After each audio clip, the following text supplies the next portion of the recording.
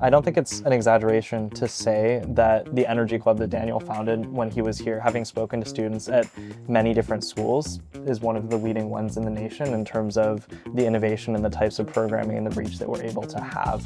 And I really don't think that would be possible outside of the unique environment that Duke is.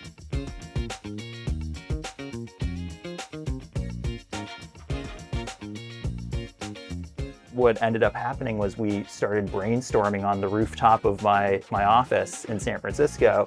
What could we do to kind of have more of these connections between students like Tyler, alums like me, bring something to Duke that was unique?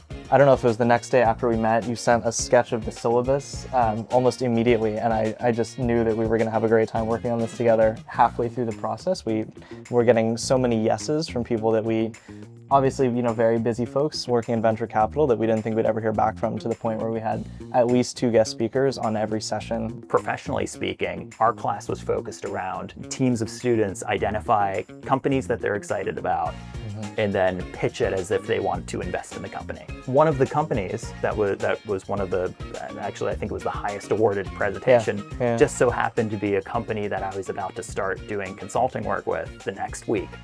Out of nowhere, like totally unexpected. But for me, it provided me so much just background material and here's something that these students identified as a weakness. I can help the company address that, and maybe that's something that I didn't notice the first time that I reviewed the company. Alumni were so excited about being engaged, about meeting the students, judging the final projects, making themselves available outside of class.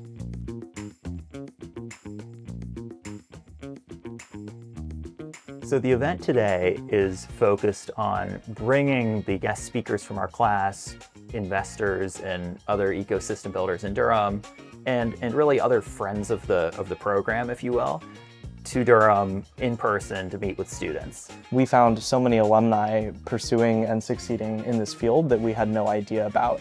And I think there's somewhat of a conception on the student side that entrepreneurship in energy and climate is not something that people from Duke pursue as much as, healthcare. But we've surfaced over 200 names of alums that are either investors or entrepreneurs, and we want to shine a light on what they're doing and show that those are paths that if students are interested in, they can explore, and then also create the connections for them to do that.